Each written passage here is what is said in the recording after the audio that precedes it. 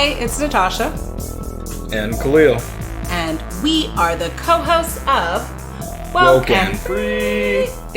Thank you for tuning in to our 149th episode of WokeNFree.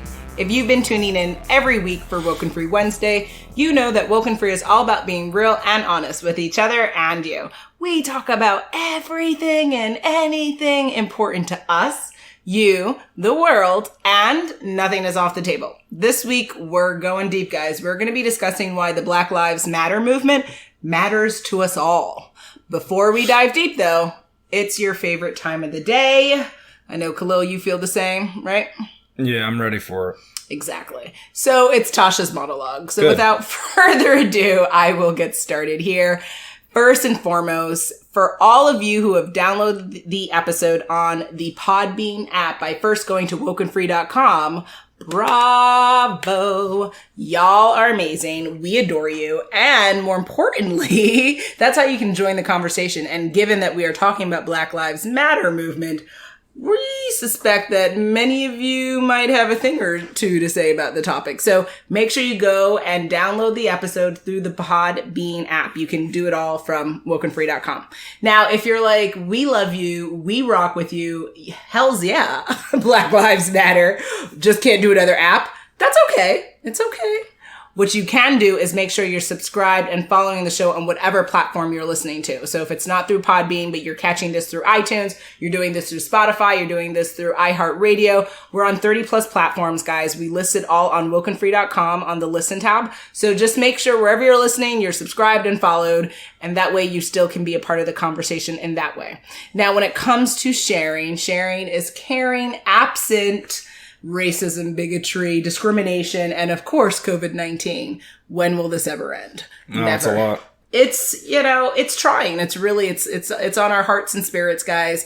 But what is good to share is WokeNFree, especially more now than ever with the racial tensions at pretty much like an all-time high in this country. I think this is we think this is a really important episode to share with your friends and family because it's going to spark some conversation, and that's what we need to be doing. We need to be talking through these difficult times and through difficult conversations so that we can get to a better place and we can evolve as human beings. And now when it comes to social media, you can always find us on Facebook, Instagram, Twitter, YouTube, TikTok, Pinterest at WokeNFree. So feel free to engage with us there. And then lastly, if you have 90 seconds, yes, 90 seconds. What can you do with that? You can do a lot with that, actually. But for our purposes, what we would love for you to do is to make sure you're reviewing the show on the platforms that you are listening to us on. So if you're on iTunes, 5-star reviews. Gracias. Much appreciated. Thank you. Whatever platform you're on, if you're doing this through TuneIn, if you're doing this through iHeartRadio, Spotify, any of the platforms, if you can review the show on the platforms that you're catching this on, that would be super bueno, muy bueno. And with that, I think the scene has ended. What do you think? That was a good one. Gracias. I think you should do more of it. Very, very good. Every week, come back for the show. Great. That's something to look forward to. I can tell it with the enthusiasm in your voice, yes. Well, I mean, I look forward to a different part of the episode, and that's the part where we talk about us. Okay. I thought you were going to go somewhere different, but my mind is always going there. No. We're going to keep it very nice and clean. Clean and nice. Yes. Ooh. As nice as possible, I guess. Okay, so. All right. And, we share a little bit about us before we actually get into the topic for the episode. Mm-hmm. Last time we asked, which is more your jam, strawberry or blackberry jam? This week we're asking, which cartoon character would you rather watch, Bugs Bunny or Mickey Mouse? Again, I'm going to have to go with neither as an answer because I'm more of a Minnie Mouse or a Daffy the Duck kind of gal. But if I absolutely had to choose, probably Bugs Bunny. And how about you? Oh, wow. Okay. So you went Bugs Bunny. Mm-hmm. Well, you only went with that just because you didn't like Mickey Mouse more than you like Bugs Bunny or something. It's like I loved Minnie Mouse. So you didn't watch the cartoons then, I guess, either. Not a lot. Sometimes with my dad, but not a lot. Like Looney Tunes, I guess. Mickey Mouse was hard because I mean, I didn't. To be honest, I don't even know how I could have seen Mickey Mouse. I mean, he had some cartoons, but Looney Tunes was all over the air. So that's kind of all that there was to watch. So naturally, that's why Bugs Bunny is my favorite. Yeah, as a kid, like, I was like a 6-year-old watching like grown rated R stuff on HBO. Like, I was not so much a kid. Like, I was a kid physically, but mentally that's why I feel so old in my young age, because I've been thinking about adult concepts and constructs for many, many years before I should have been. So I really wasn't into, like, I loved Rugrats and like Doug and stuff like that, but that stuff is a lot newer than Looney Tunes, though. Yeah, not like that the old Mickey stuff. Mouse. All right. Well, we're gonna move to a little more serious topic than these cartoon things that are important to some people. But what is the Black Lives Matter movement actually all about?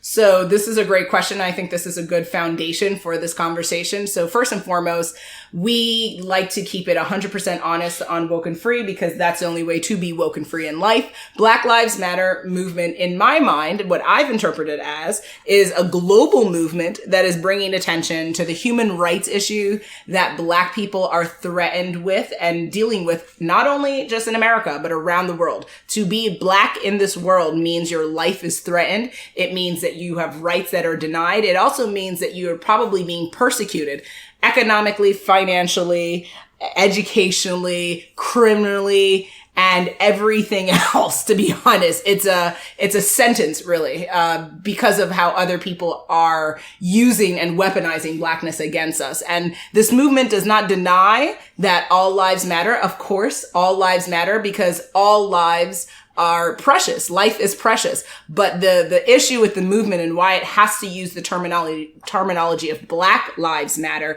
is because we have a crisis, a human rights crisis, where Black lives are endangered here in the United States and around the world. So that is why this is not just a movement important to people in the Black community, but it has to matter to us all. All right. Yeah, that's definitely a good way to put it. Gracias. I'd like just to add a little bit to that, and that I think the issue comes with kind of the unequal treatment of Black lives. So Black lives aren't being treated as equal in terms of our justice system. Yes. So a lot of people will try to say, oh, look, if Black lives matter so much, how come Black people are killing Black people? Well, I mean, when you're in a little suburban town and there's no Black people and there's homicide, that's white people killing white people, right? And nobody says anything about white on white crime, but black on black crime, that gets talked about. So let's really try not to use that false argument to say that because Black people kill Black people, they don't value their lives, because all people who kill people around them, right? So if that's your immediate neighborhood, what do you think's going to happen? So I hate that idea that people try to say black on black crime. Yeah, the black on black crime, because they never say white on white crime. So then don't say it. That's just like a racist thing. We ourselves have said that before. Oh yeah, we've gotten caught out there. Learned, now we think about it. We've been caught out there and saying, we know we shouldn't do that. But it happens because, if you're oppressed and you're in like poverty, more crime's going to happen, and the crime's going to be committed against the people you're near. Correct. It's not like you're going to say, you know what, let me get on my private jet and I'm going to go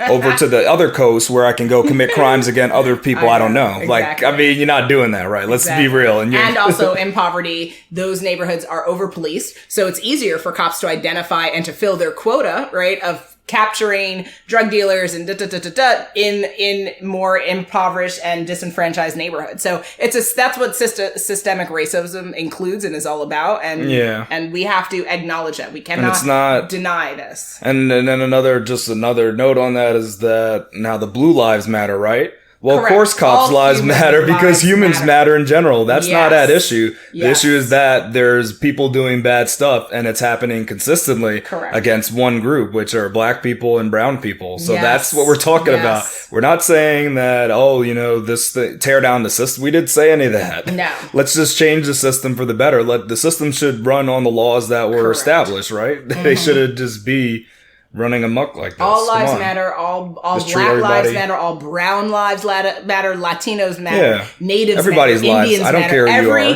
you are. No matter what your job blue, is, right? It doesn't matter your job. It doesn't matter where you live. Matter, right? All human life matters. The crisis is that black lives are being threatened.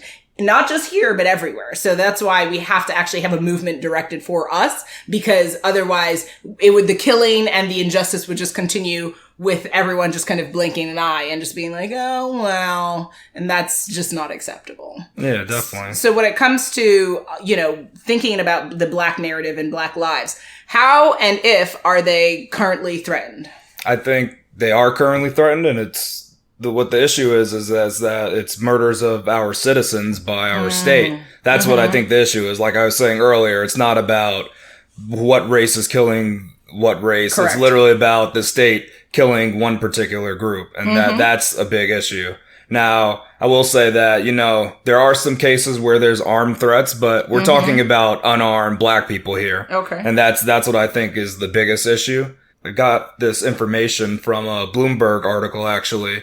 And it stated that in the U.S., African Americans are 2.5 times more likely to be killed by police than white people. For black women, the rate is 1.4 times more likely.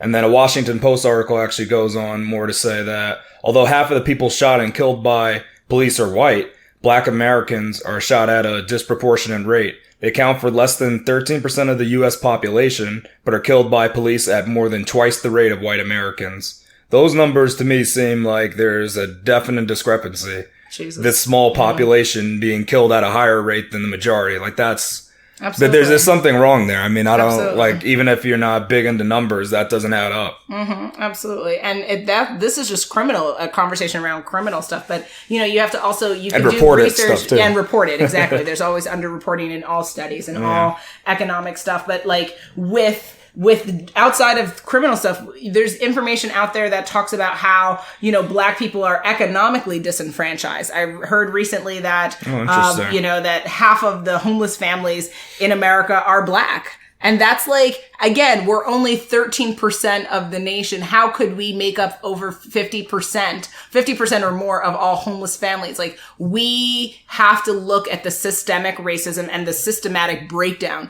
in this country when it happens to black and brown lives, because this is unacceptable. And if you, we will share an image that's really, heartbreaking, actually, from NPR, where it talks about some of the lives that we've lost. I mean, it's too many actually to just go through. It would probably just make me start crying. But we have Eric Garner, we have John Crawford III, Michael Brown, Ezell Ford, Dante Parker, Michelle Cusseau, Laquan McDonald, George Mann, Tanisha Anderson, Breonna Taylor. I mean, George Floyd. It goes on and on and on. Sandra Bland.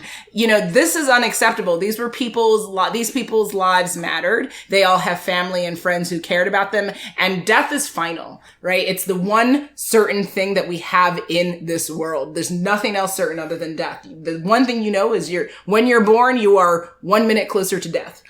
Yeah. And so we have a very short time on this earth. We owe it to ourselves to give each other equality. No one is asking for special treatment. People just want equal treatment. Equal rights to live where they want. Equal rights to get the jobs that they want. Equal rights to own property where they want. Just equality, not special treatment, just equality. And that is not too much to ask for, because it's something that needs to be ingrained and embedded in our society. What are we living for if we can't say and agree to equality? What exactly are we here for then? Because if we're not okay with that, then we're saying we're okay with injustice. We're okay with some people, the haves and the have-nots. And why exactly do black and brown people deserve to be in the have-nots? Right? Like, where are we going with this, guys? And the powers that be have to listen, because again, black people make up a minority in this nation. So for ultimate change to happen, what has to happen? The majority has to act for the minority to be able to. They have to agree that there's a problem is the thing. Because I think the big issue is they're saying there's no problem. It's been done this way, forever. Why is the system at fault? I think it's the people that need to lift themselves up by their bootstraps and do something. Even though you're being suppressed by the government, I mean, I don't know what they would want us to do. Like, it's kind of crazy, but people are denying there's a problem. But now fortunately, there's been a lot of attention being shunned on this issue. Fire right yeah, now. People are taking notice now, right? We're tearing down statutes. People will not be ignored. The revolution is going to be televised, and it will continue to be televised until ultimate change happens. And that is not, again, too much to ask for, because why wouldn't all lives deserve attention? We aren't spending enough time talking about black and brown lives in this country. This is a conversation just about the black lives, right? But ultimately, we could do the same episode on natives. We could do the same episode on how Indians or how Asians or how Hispanics are treated in this country. Every single week, there are people dying. Why? Why is this happening? Why can't we do better? We can do better, and we need to do better. Yeah. Now, you did mention earlier about the economic disparity. Now, I don't know if you can answer this question, but how does the Black Lives Matter movement, how do they approach that? Because whenever we see the Black Lives Matter movement, it seems like it's kind of like they're trying to have reform for the police and stuff, but do they ever actually address economic disparity? So that's a great question. I mean, on the website, on WokeNFree.com, we link to their website. So I would imagine that there is content around that. I think publicly speaking, right, people have a short attention span. So I think it would be too hard for them to do press releases or press conferences where they're like, so on finance, and on health, and and I think we have to start somewhere. And I think the biggest threat, right, with losing George Floyd is the fact that we cannot continue to watch murder in the street of unarmed black people, man or woman. We cannot continue to how can we ever be free if we can't go to bed at night without fear of police mistakenly shooting us in our sleep, in the comfort of our home? As you say, right? Human beings deserve comfort in one place in the space, and that should, in this world, and that should be your home. You should. Currently, we as black people don't have that, because Breonna Taylor is the perfect example. She was literally in her home, died. Of being in her home and being killed. There was another person, I think he was eating ice cream and playing video games, something like that, and the cop mistakenly came into his apartment thinking it was hers and shot him dead, right? We're not even safe, so people could be like, oh, well, so go indoors. Well, we get killed indoors. Go outside. We get killed outside. I mean, it's like, what do you want, right? Yeah, you gotta have some spot. You have to have some place where we cannot just be killed aimlessly, and that's currently not happening. So that's why I say this has reached all-time high of a human rights issue, because this is beyond color and creed and skin. It's human life that is in danger. Now, for paying attention to the movement generally, I would say, if you take into consideration economic, criminal, financial, educational, health issues, there's a reason why black and brown lives are more threatened with COVID-19, because historically we've developed more health issues in our communities. Because again, go to any project in this country. Tell me how many salad bars you can find. Tell me comparatively to certain other foods that are cooked and offered in those neighborhoods. It's not happenstance why black and brown lives suffer in this country, and we can open our eyes and see that. You can walk down these streets and see what's happening. So whether you support the movement, whether you know of a black person in your life, whether you identify as being racist or not, whether you ultimately think or not sure if you agree with the movement, you have to pay attention to it, because for us to have change, we have to be the change we want to see. And it's going to require all of us to come down and really get real with ourselves and look at ourselves in the mirror and say, where do we stand on this matter?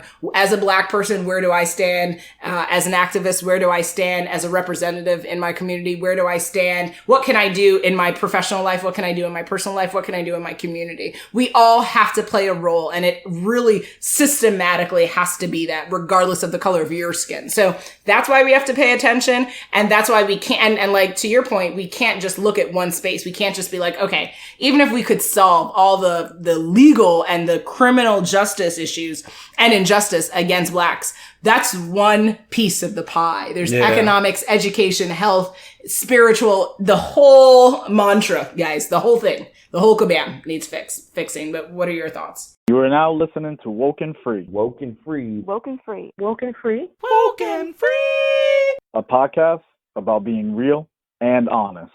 I think that regardless of your love for country and your patriotism, I think you got to be real and honest and just actually ask the question, does every life matter? If it does, then we need to do what it takes to protect everyone here. That's what I think, right? Correct. Is it right to be killed for petty crimes when the person wasn't a threat? Nope. And I even asked the question, what is truly a crime? Because you can go back 10 years ago when some were given multi-year prison sentences just for possessing marijuana.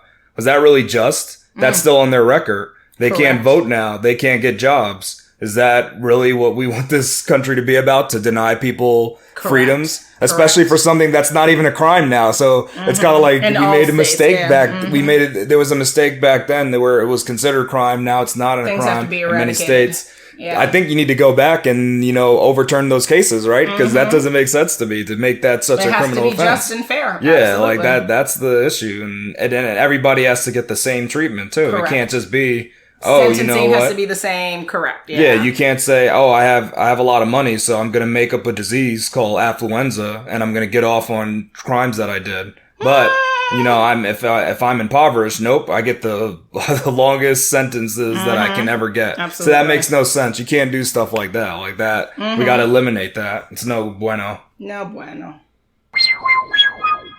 Here we go, yo. So what's the scenario? It's scenario time, guys. Scenario 1. Danielle thinks Black Lives Matter is just a movement for anarchists and people that want to bring down her beloved country. Is there anything we can do to show her what the Black Lives Matters movement is all about? Absolutely. And this is a really good scenario because I'm sure that there's some people probably listening and not listening, or who might hear this and who'll be like, wait 1 minute. I totally was thinking that, but I was afraid to say it. So this is a good point to bring up.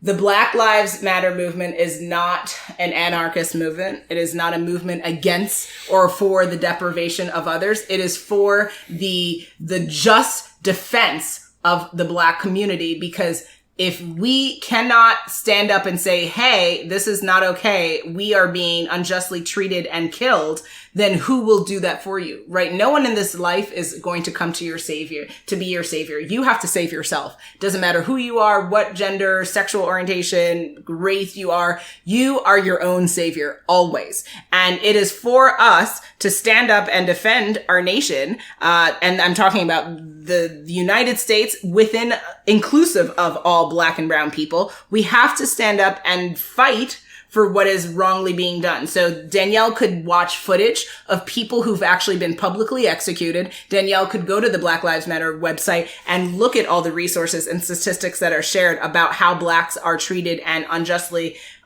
done harm against in this country, as well as pay attention to several news outlets, so conservative and liberal, so you get the full spectrum of all the conversations happening. And she could identify and see, wow, yeah, so when we look at crime, it's so interesting. Every night we just see a bunch of Black and Hispanic people that are talked about for committing crime, even though if you think about it, we are not the majority. So you're saying to me that no white people are committing crimes? No. Yeah. Right? Like, we hear about serial killers randomly, but we hear about Black killers every day. Right? That's Definitely. So interesting. We hear about Black people and people of color and disenfranchised people on welfare, but we don't hear about other people on welfare. We don't hear about, and there's nothing wrong with governmental support, but it's how it's framed and the narrative that is put out there in this world. So it is identifiable. The fact that Black lives are being threatened is not an ideology that exists in Black people's minds. It's actually proven in statistics, and it's proven through death count. So she has to just be exposed to that, and then she can maybe reassess her statement and her theories around this conversation.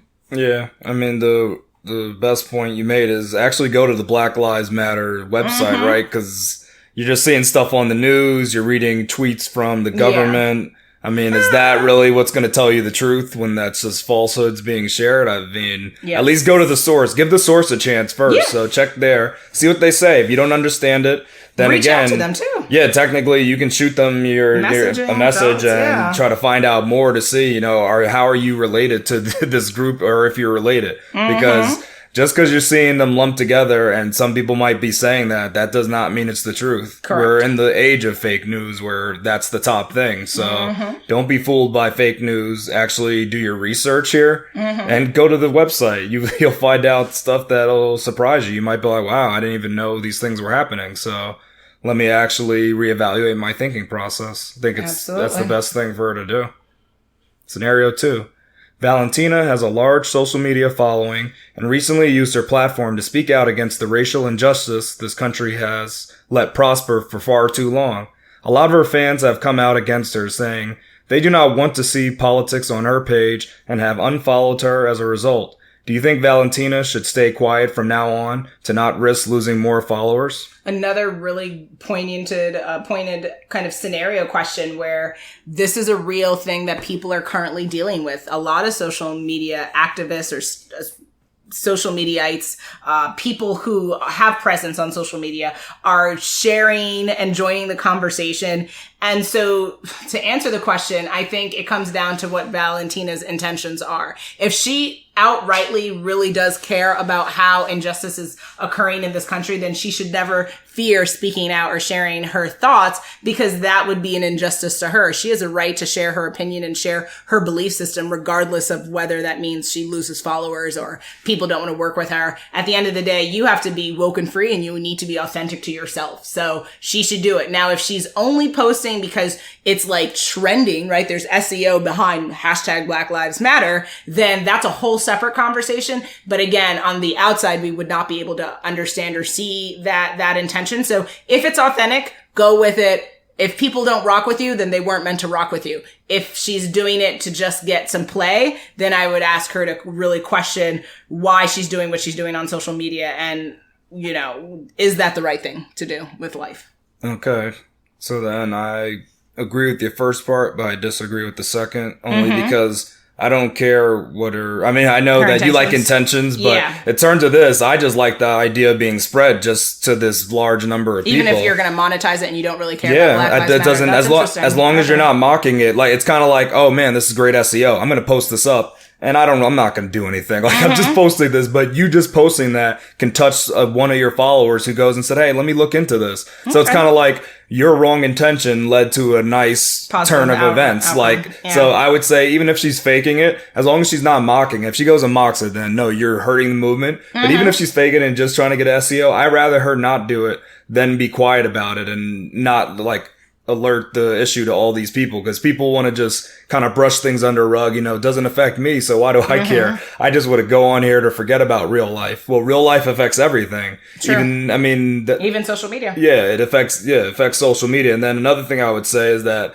look at what all these big companies are doing too. Disney, like all these huge companies are coming out and they made us SEO. They made us they're doing SEO stuff. So I mean, you think about they're donating money, and they are, you know, starting initiatives that they haven't done before in the past. So it's really been remarkable to see. Actually. And there's people getting pissed off, like at Bezos, for his Amazon support of the Black Lives Matter movement. Yeah, absolutely. So it's, I think with companies, it's important that, again, that the intention seems clear, right? And it's not just it's done for a hashtag. I think companies or individuals alike, it's all about what's the positive outcome going to be, right? So if you put money and you also hire, Black people to the leadership table and to the C-suite, that's the next step, right? Those are the things that we're now seeing. Universities now hiring people Black for the first time in really high leadership roles. This is the type of change that we need to see. And it's not just for Blacks, but it's across the board. They have to bring on Latinas, bring on trans, bring on natives, like bring on the diversity so that we can be innovative at every level of business and government alike. But it's about ultimate change, and it's more than a hashtag, right? It's an actual thing about change, like giving people opportunity that have normally been denied that opportunity. And I think it's a opportunity to inform people that would otherwise stick their head in the sand. Because people just say, I don't want to hear this issue. I'm doing this to zone out. Nope. You can't zone this out. Yeah. And to be fair, ultimately, I think it is unfair to say, like, we don't want to hear your politics, because it's like, well, just because you're on social media doesn't mean that, and you're, you know, an influencer, doesn't mean that you don't have political beliefs. It doesn't mean that you don't have spiritual beliefs. Doesn't mean that you don't have fashion beliefs and all sorts of, like, people don't exist in a vacuum. Like, so, you know, to be human is to be multifaceted, which means, yeah, you most likely do. Even when we weren't political, we had certain political ideas. Like, you always have multiple things going on. And I think we as people need to be understanding and open to the idea of someone expanding their platform to include politics. Because if something is on your chest, speak free, like get the stuff out there. And even if it's offensive, right? At the end of the day, until we know about it, that's the problem, right? Like secret COVID transfers, like how they're talking about how like they think that COVID is being like transmitted at a higher rate because of the people who have it and don't know they have it. Like there's too much that lies in secret, I think. Yeah. And I think we have to just expose. I think we're in a spirit, like you said earlier, actually, we're in a spirit of, earlier in the day, we're in a spirit of exposing. And I think we need to do it from all accounts, like from a COVID thing all to racial injustice and beyond. It's just very interesting that even just taking those 3 words is offensive to people. Like Black Lives Matter. Yeah. That's just when you just actually just take that. Let's not think about anything else. Let's just say, we're just going to say these 3 words and nope, I'm offended. Oh yeah. Wait, we just said these 3 words. Violent threat. Yeah. Why? Put a gun in your face. These words ignite people. It's really, like, oh wow, so I didn't realize. So what are you trying to say then? Is that statement false? Ding, ding, ding, ding, ding, ding. Anybody that's offended that statement, I just want them to ask, just to reflect on themselves. What is the opposite of that statement? Yeah. And if that makes sense to you, then we know where you stand. We have to have a deeper conversation. Yeah, so why is it okay to say Black lives don't matter? Yeah, like what's the issue there? Like, exactly. That needs to be discussed, and it should be able to be discussed openly too. Absolutely. Don't be afraid. We have to be open, but be civil though. Be civil. Don't just go and chant other phrases back. That is not the way to approach it. Let's talk it out. If you heard the phrase Black Lives Matter and you were offended, why are you offended? Don't yell something contrary to that, but what exactly offends you about the sin? And we have to, both parties, right? People who support the movement need to hear other people out, and the people who don't support the movement need to hear other thoughts, and then also they need to be heard. And we have to be able to conversate and work through this. Yeah. Scenario 3. Marion has a vibrant cultural background and is torn on how he can support the Black Lives Matters movement. He is a former detective, so doesn't want to criticize some of his former colleagues. Is there a way he can show support, or should he just bite his tongue?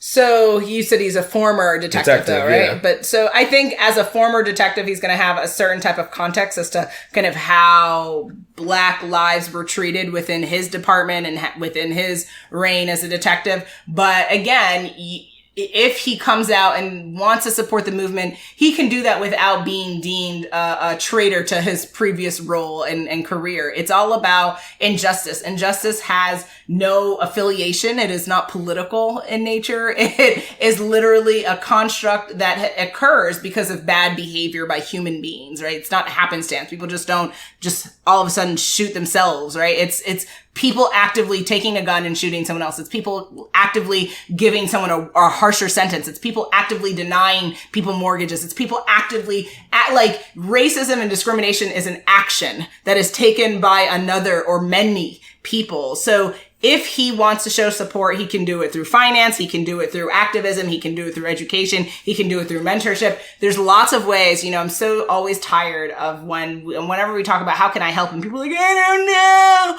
So when you want to buy shoes, when you need to go to the bathroom, when you need to buy clothes, you somehow find a way to do all of those things, but you can't find a way to support a movement that prevents the injustice against the community. Cool. Thanks for sharing. Thank you for that education. Yeah, so this case is interesting because I know there's like the blue code that you're not supposed to report on your other officers. So, you know, it's an interesting stance because I don't know if like let's say he did see some incidents of the past. Should he now bring those incidents from 10 years ago, or should it just should he let it lie? Because like anything that's confidential in nature, he should definitely not discuss that. I think he needs to talk from the perspective of being a former detective, not Yeah. Not when he was a current detective. Yeah, Like, that I don't would think be he can inappropriate. reference, like, past things. What happened. He didn't make the action then. So it's kind of Correct. like, let sleeping dogs lie. Like, don't stir up the nest there. Focus on action. Focus on, based on what his context is, what could he do now? Right? And one of the easiest things, we didn't discuss it yet on the show, is to support black businesses. I think that's a good way to help. So try to shop at these black businesses and support, all these entrepreneurs out there trying to make some money. There's nothing wrong with that. That's a great way to support it. And also let people know that you're supporting them, that, hey, I tried this out and it was really good product. You should do it too. I mean, I myself do that. When I find a new business and I like it, I talk about it. And then I'll mention, like, hey, it's actually a black-owned business and it's really good stuff. I never try to go the route of, for a black business, this is good. Because that, to me, is messed up. It should just be, this is a good business and it's black people. So think about supporting it. I'm not someone there that, I know some people might do it who just sit there like, it's not that great. I'm going to still support it. I mean, I'm messed up. Some people would support it, but I'm going to say, hey, you got to be a good business still, and then I'll be willing to pay. Business is business, right? It has no color, has no creed, has no nationality. Yeah. Good business is good business. When it's owned by blacks and done by blacks, it's just icing on the cake. And just like this podcast is a good podcast, and it just happens to be made by two black people. Booyah! Drop the mic. That's what counts. Yeah. Exactly. And it looks like we are at this time again. It's gone by quickly, but it definitely was very meaningful and impactful. I think our dog is stirred up by it, actually. So it excited him. Yeah, well, we're all black on the inside, eh? So you got that right. Let's live this truth. And this is coming to the end of our 149th episode of Woke and Free. Good Lord.